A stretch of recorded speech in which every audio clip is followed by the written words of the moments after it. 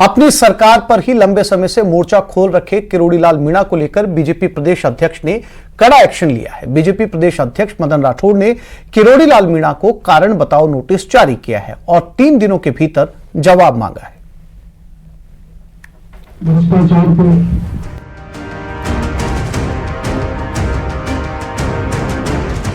किरोड़ी लाल मीणा पर बीजेपी का एक्शन।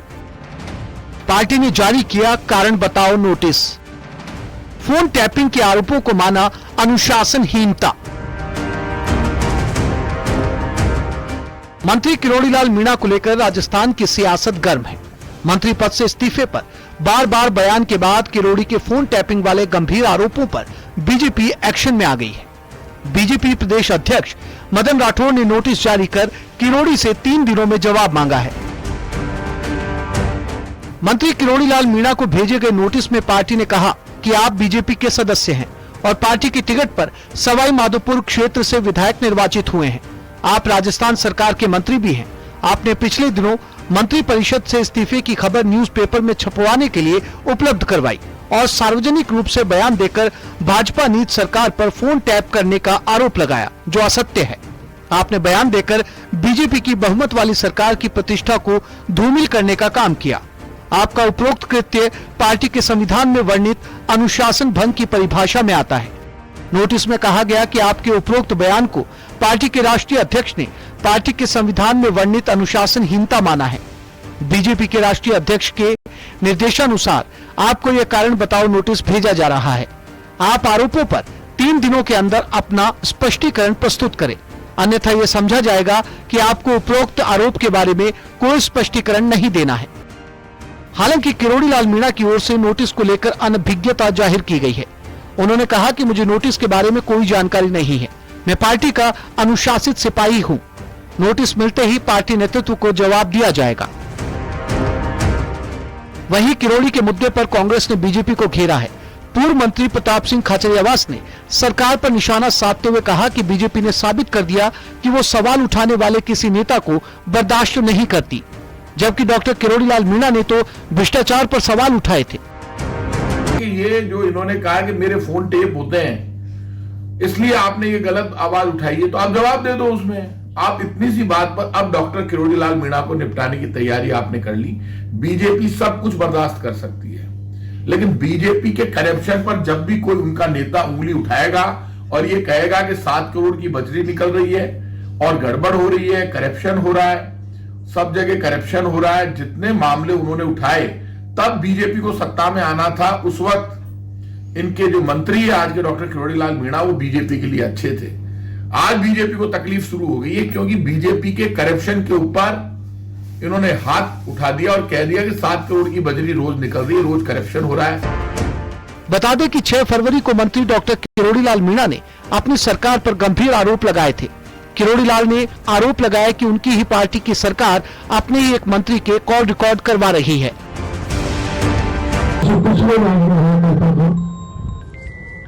चप्पे पर मुंशी की जाती है और मेरा टेलीफोन भी रिकॉर्ड किया जाता है, लेकिन मैं कोई बुरा काम करता नहीं, इसलिए मैं डरता नहीं। प्रदेश में मुद्दों को लेकर हमेशा सुर्खियां बटोरने वाले किरोड़ी इस बार मुश्किल में घिरते नजर आ रहे हैं। पार्टी किरोड़ी के इस्तीफे वाले बयान और फोन टैपिंग के आरोप को गंभीरता से ले चुकी है और उन पर कार्रवाई का मन भी बना लिया है। अब देखना होगा कि मंत्री किरोड़ी लाल मीणा अपनी सफाई में क्या दलील पेश करते हैं। Bureau report, news 18 Rajasthan.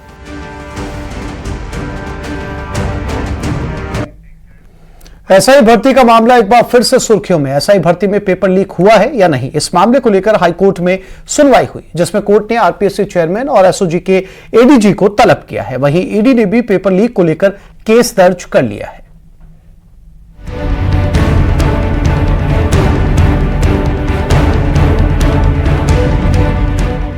SI भर्ती पर लटकी तलवार, हाईकोर्ट ने की तल्ख टिप्पणी।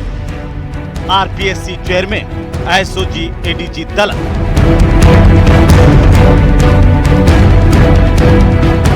एसआई भर्ती में पेपर लीक की बात सामने आने के बाद से परीक्षा रद्द करने की मांग की जा रही है। सत्ता पक्ष से लेकर अन्य दलों के भी लोग भर्ती को रद्द करने के पक्ष में हैं।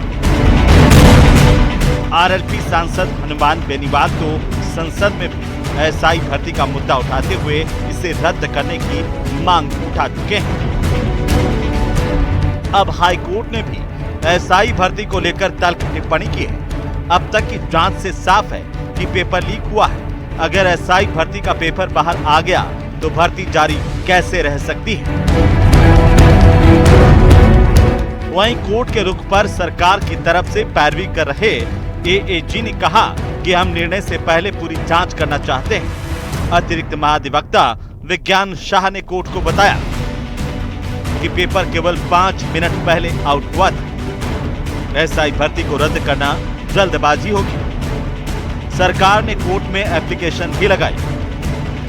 सरकार पकड़े गए ट्रेनी एसआई को बर्खास्त करना चाहती है। कोर्ट ने नाम लिखकर एप्लीकेशन दायर करने के लिए कहा।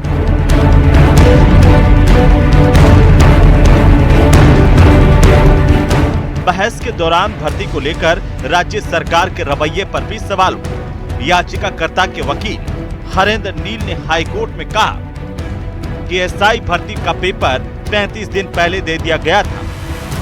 कटारा ने रामूराम रायका को पहले ही पेपर दे दिया था। ऐसे में पूरी परीक्षा की पवित्रता और शुचिता भंग हो गई। कटारा ने 600 प्रश्न और जवाब हाथ से लिख कर दिए थे। अब तक जिनको गिरफ्तार किया गया है उनको एक दिन भी आगे क्यों सरकार नौकरी में रखे, इस बाबत सरकार की तरफ से प्रार्थना पत्र पेश किया था। कोर्ट ने उस पर कहा है कि जो इनके लोगों के नाम है उनके पर्टिकुलर्स के साथ एप्लीकेशन पेश करें और मामले को वापस सुनवाई के लिए कल निरंतर रखा है 2 बजे। किस किस को पेश कोर्ट ने आरपीएससी के चेयरमैन को वीसी के थ्रू पेश होने के लिए निर्देश दिए हैं और mister VK Singh who was heading the SOG, Additional Director General of Police, he has also been directed to remain present in the court because he has authored the report of the SOG which has recommended that the selection should be scrapped. Court ने RPSC chairman को VC के द्वारा पेश होने के लिए कहा है। इसके साथ साथ जो एसओजी की रिपोर्ट थी जिसमें भर्ती रद्द करने के लिए कहा गया था, उसके जो ऑथर है वीके सिंह साहब, उन्हें भी फिजिकली प्रेजेंट होने के लिए कहा है कोर्ट में। कोर्ट उनसे पूछ सकता है कि आप को किसने कहा कि ये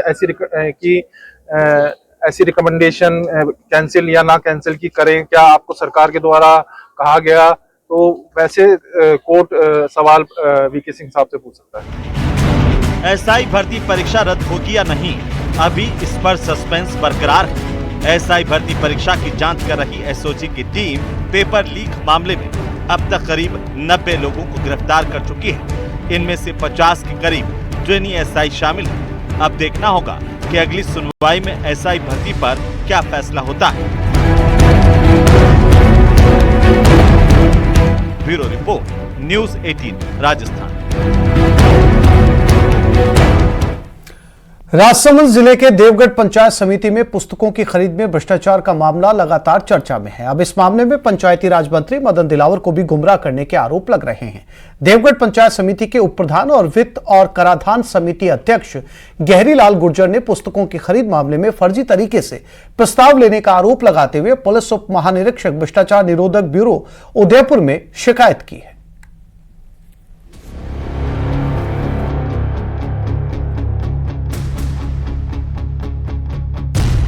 देवगढ़ पंचायत समिति में पुस्तक खरीद का मामला। समिति के उप प्रधान ने एसीबी से की शिकायत। पुस्तकों की खरीद मामले में फर्जीवाड़े का आरोप।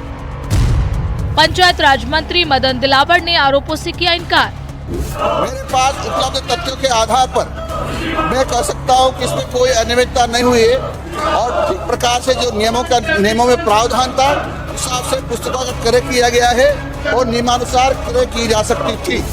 देवगढ़ पंचायत समिति में पुस्तकों की खरीद में भ्रष्टाचार के आरोपों पर पंचायती राज मंत्री मदन दिलावर जवाब दे चुके हैं कि किताबों की खरीद में कोई अनियमितता नहीं हुई, लेकिन देवगढ़ उप प्रधान और वित्त एवं कराधान समिति अध्यक्ष गहरीलाल गुर्जर का आरोप है कि फर्जीवाड़ा हुआ है और इस बाबत उन्होंने एसीबी में शिकायत करते हुए कहा कि उनके सामने बैठक में पुस्तकें खरीदने का प्रस्ताव नहीं आया।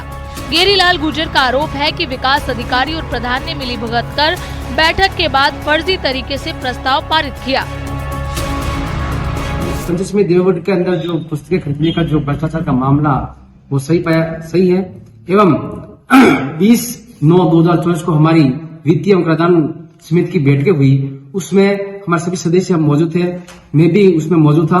लेकिन इस पुस्तक के बारे में किसी प्रकार की कोई चर्चा नहीं हुई, न कोई प्रस्ताव लाया गया था, न किसी प्रकार का बिल लाया गया था हमारे सामने, जो कि ये बिल्कुल फर्जी है। गौरतलब है कि इस मामले को लेकर विधायक हरि सिंह रावत की तरफ से विधानसभा में प्रश्न पूछा गया था, जिसके जवाब में मंत्री मदन दिलावर ने किसी भी अनियमितता से इनकार किया। लेकिन देवगढ़ पंचायत समिति के उप प्रधान का आरोप है कि पंचायत समिति द्वारा 14 अगस्त 2024 को एक कार्यादेश जारी किया गया, जिसमें जेएमबी डिस्ट्रीब्यूटर जयपुर को स्कूलों की लाइब्रेरी में बाल साहित्य और अन्य पुस्तकें उपलब्ध करवाने के लिए लिखा गया। पंचायत समिति देवगढ़ के रिकॉर्ड के मुताबिक इसके लिए वित्त एवं कराधान स्थायी समिति की बैठक में 20 सितंबर 2024 के प्रस्ताव संख्या 101 में प्रस्ताव लेकर पुस्तकें खरीदने के लिए सर्वसम्मति से लिया जाना बताया गया। गेरीलाल गुर्जर का आरोप है कि वो खुद वित्त एवं कराधान स्थायी समिति के अध्यक्ष हैं। उनका कहना है कि इस तरह का प्रस्ताव समिति की बैठक के दौरान नहीं लिया गया और न ही इन पुस्तकों के बिल का अनुमोदन किया गया। इससे साफ है कि प्रस्ताव बैठक खत्म होने के बाद बिना समिति के सदस्यों की जानकारी के लिया गया, जो कि गैर कानूनी और नियमों के खिलाफ है। और अभी जो विधानसभा में अधिकारी ने जो उत्तर दिया है वो बिल्कुल गलत है। मैंने इस कार्रवाई हेतु सही तरीके से कार्रवाई करने हेतु में सीएम साहब एवं मंत्री जी को पत्र लिखा है, उसकी कार्रवाई की जाए। हालांकि पंचायत राज मंत्री मदन दिलावर ने अपने जवाब में उपलब्ध तथ्यों के आधार पर किसी भी तरह के भ्रष्टाचार से इनकार किया है। ऐसे में बड़ा सवाल है कि जब दस्तावेजों के आधार पर घोटाले के आरोप लग रहे हैं, तो फिर मंत्री जी को गुमराह कौन कर रहा है। उधर उप प्रधान गुर्जर ने इस प्रकरण में उच्च स्तर की जांच कमेटी बनाकर जांच करवाने और कानूनी और विभागीय कार्रवाई कराने की मांग की है। उप प्रधान ने इस मामले में मुख्यमंत्री, पंचायत राज्य मंत्री को भी पत्र लिखकर जांच की मांग की है। राजसमंद से न्यूज़ 18 राजस्थान के लिए अलकेश सनाडे की report. PCC chief Govind Singh Dotasra ने सीकर संभाग और नीमका थाना जिले की बहाली को लेकर बड़ा बयान दिया है। डोटासरा ने कहा कि कांग्रेस की सरकार बनते पहली कैबिनेट बैठक में सीकर संभाग और नीमका थाना जिले को बहाल किया जाएगा। सरकार ने राजनीतिक द्वेष के कारण जिलों को खत्म किया है। दरअसल डोटासरा सीकर कोर्ट परिसर के बाहर अभिभाषक संघ द्वारा चलाए जा रहे क्रमिक अनशन में पहुंचे थे।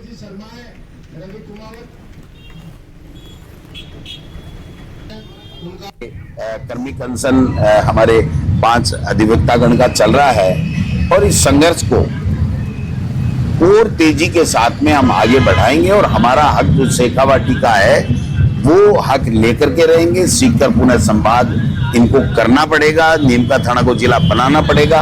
अन्य जिले भी प्रदेश में और जो संभाग खत्म किए गए उनके लिए भी मैं पार्टी के प्रदेश अध्यक्ष के नाते पूरे पार्टी की तरफ से जनता के साथ कंधे से कंधा मिलाकर के हम लोग संघर्ष कर रहे हैं। श्रीगंगानगर के घड़साना में सिंचाई पानी की मांग को लेकर किसानों का महापड़ाव देर रात भी जारी है। किसानों और सिंचाई विभाग के बीच 3 दौर की वार्ता पूरी तरीके से विफल रही। अब कल सिंचाई विभाग के मुख्य अभियंता घड़साना पहुंचेंगे, इसके बाद फिर से वार्ता शुरू की जाएगी। वहीं किसानों ने भी कहा कि जब तक उन्हें इंदिरा गांधी नहर परियोजना के प्रथम चरण में सिंचाई पानी नहीं मिल जाता, तब तक वो अपना महापड़ाव दिन और रात जारी रखेंगे। पानी अगर हमें कोई देगा तो वो हनुमानगढ़ का चीफ इंजीनियर रस्तोगी देगा, उसके बगैर पानी नहीं मिलेगा। ये हमारी जिद थी, हमारे किसानों का ये अड़ियल रवैया था। और जो रुस्तोगी है चीफ इंजीनियर, वो भी मित्तल की तरह अड़ा हुआ था। क्या आप जितनी ताकत लगा लो, कितने ही घड़साना के लोग पानी मांग ले, लेकिन मैं किसानों के बीच में नहीं जाऊंगा। और आपकी जिद थी कि तेरे को आना पड़ेगा, चकमरा के आने पड़ेगा। निश्चित तौर पर जो हमारी वार्ता हुई वो वार्ता आधी सफल रही। सुबह 12 बजे चीफ इंजीनियर रस्तोगी हमारे बीच में आ रहा है। अगर वो पानी देता है तो ठीक है, अगर नहीं देता है तो ये आंदोलन जो किसान कर रहे हैं ये आंदोलन चलेगा और सरकार को झुक करके और पानी देना पड़ेगा। भरतपुर के बयाना उपखंड के गांव कोठी खेड़ा को ग्राम पंचायत नारौली में परिसीमन के दौरान यथावत रखने की मांग को लेकर स्थानीय लोगों ने विरोध प्रदर्शन कर उपखंड अधिकारी को ज्ञापन सौंपा। ग्रामीणों का कहना है कि परिसीमन में गांव की उपेक्षा की जा रही है और गांव को नारौली ग्राम पंचायत से हटाकर दूसरे गांव में जोड़ा जा रहा है, जिससे ग्रामीणों को परेशानियों का सामना करना पड़ेगा। अगर प्रशासन ने उनकी मांग पूरी नहीं की तो वो आंदोलन करने को बाध्य होंगे। हम सन 1995 से जुड़े हैं, जिसको कारणवश हमको भ्रांत फैलाया जा रहा है कि एक फर्जी न्यूज दी जा रही है कि मतलब आपकी पंचायत नगला खटका बनाई जा रही है, जिससे हम बिल्कुल असंतुष्ट हैं। पाली में सस्ते दामों पर डीजल बेचने वाले गिरोह पर रसद विभाग और पुलिस ने बड़ा एक्शन किया है। पेट्रोलियम एसोसिएशन ने 2000 लीटर डीजल से भरे एक टैंकर को पकड़ा है। जानकारी में पता चला है कि आरोपी पेट्रोल पंप से 2 रुपए लीटर सस्ता पेट्रोल बेच रहा था। जांच करने पर पता चला कि टैंकर की नंबर प्लेट भी फर्जी थी।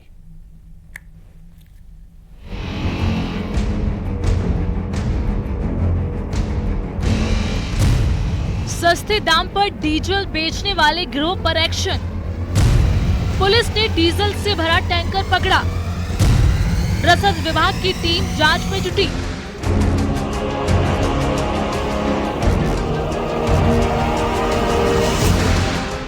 पाली में पुलिस और रसद विभाग की टीम ने पेट्रोल पंप के मुकाबले 2 रुपए सस्ते दाम पर डीजल बेचने के मामले में कार्रवाई की है। इस दौरान पुलिस ने 2000 लीटर डीजल से भरे एक टैंकर को जब्त किया है।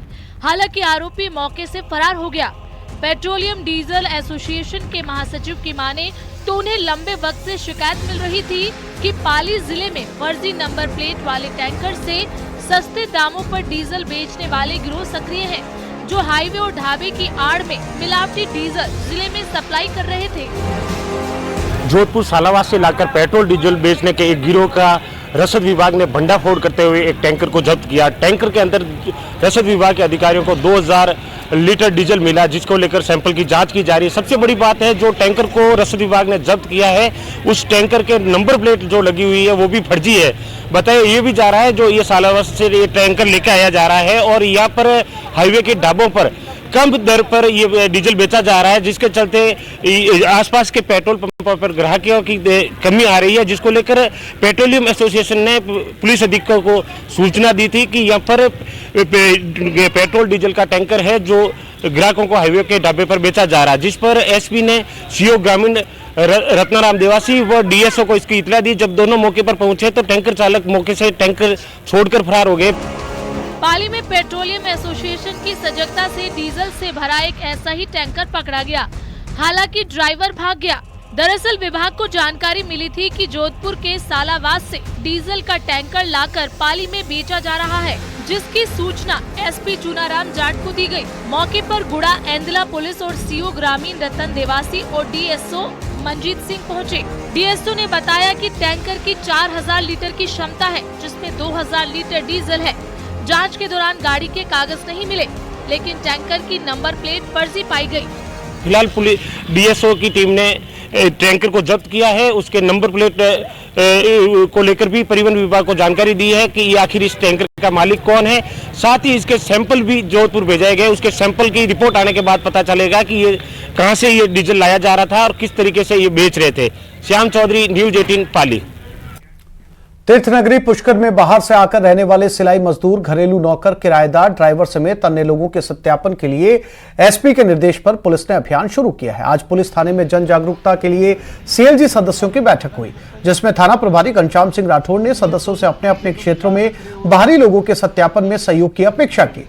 दरअसल बाहर से आकर कुछ लोग पुष्कर में रह रहे हैं, जिनका पुलिस सत्यापन कर रही है। इन सभी का सत्यापन जरूरी है।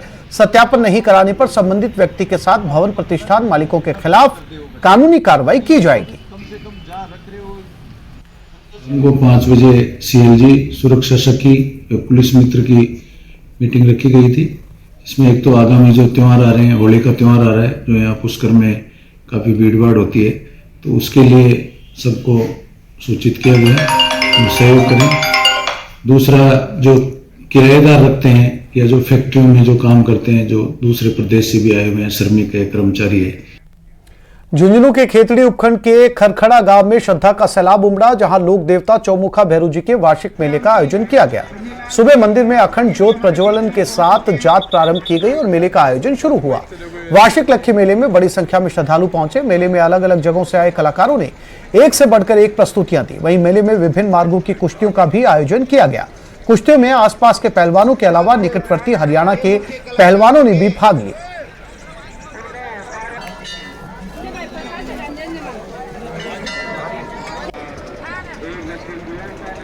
खरखड़ा में भैरू जी महाराज का मेले का आयोजन हुआ, जिसमें सुबह से ही श्रद्धालु बाबा की आस्था लगा के आए हैं। उनकी मनोकामना पूर्ण हुई और कुश्तियों का आनंद लेते हुए हरियाणा, पंजाब, राजस्थान, दिल्ली अनेक प्रकार के जगह से पहलवान आए। 3 दिवसीय भीलवाड़ा महोत्सव 2025 का समापन हो गया। महोत्सव के आखिरी दिन स्टार म्यूजिकल नाइट का आयोजन किया गया। स्टार म्यूजिकल नाइट में मशहूर संगीतकार रूप कुमार राठौड़ और सोनाली राठौड़ ने शिरकत की और अपने मधुर गीतों और गजल के माध्यम से भीलवाड़ा शहरवासियों का दिल जीत लिया। इस मौके पर रूप कुमार राठौड़ मीडिया से रूबरू हुए। उन्होंने कहा कि पुराने दौर में जो गाने बनते थे वो सुनने लायक होते थे। लंबे समय तक उन गानों को सुना जाता था। आज का माहौल, आज का कल्चर और आज का युवा 2 पैग लगाने के बाद आज के बने हुए गानों को सुनता है और केवल कुछ समय तक ही उन गानों पर थिरकता है। आज इंडस्ट्री में जो दिखता है वही बिकता है।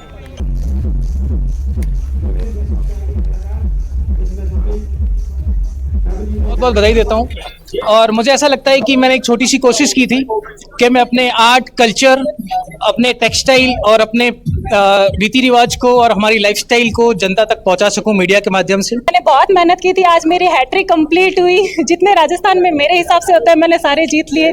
मिस मरवन, थार सुंदरी और आज मिस मूमल। आपका बहुत बहुत धन्यवाद सभी का। ये खबर कोटा से, जहां बीजेपी विधायक से परेशान एक परिवार ने आत्महत्या की चेतावनी दी है और कल कोटा में सीएम भजनलाल को भी ज्ञापन सौंपकर आत्महत्या की परमिशन देने की मांग की और विधायक और खान मालिक पर प्रताड़ित करने का आरोप लगाया। साथ ही जाति सूचक शब्दों से अपमानित करने और खुद की जमीन पर मकान नहीं बनाने देने का भी आरोप लगाया गया। बात हुई ना, किसी का मकान बनने से मैंने रोका। मुझे जानकारी जरूर है क्योंकि मेरे पड़ोस में मकान बन रहा है, उस पर लिखा हुआ है कि 2020 पर उस पर स्टे, कोर्ट ने स्टे दिया हुआ है। तो आप पे क्यों आरोप लगा स्टे का? ये मुझे लगता है राजनीतिक द्वेषता से मेरे ऊपर आरोप लगाए हैं।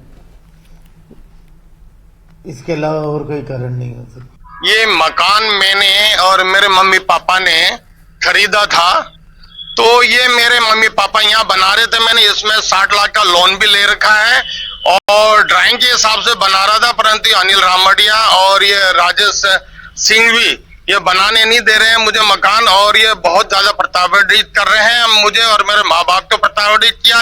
इन्होंने मेरे माँ बाप के साथ बहुत बदतमीजी की। पुलिस वगैरह बुला के उनको पुलिस में लेके गए। जब मेरे चाचा जी ने छुड़ाने गए तो पुलिस को पैसे देके मेरे चाचा जी छुड़वा के लाए मेरे माँ बाप को और 7 दिन के अंदर अंदर मेरे पापा ने दम तोड़ दिया और उसके 12वें दिन मेरी मम्मी भी जा चुकी बेचारी। तो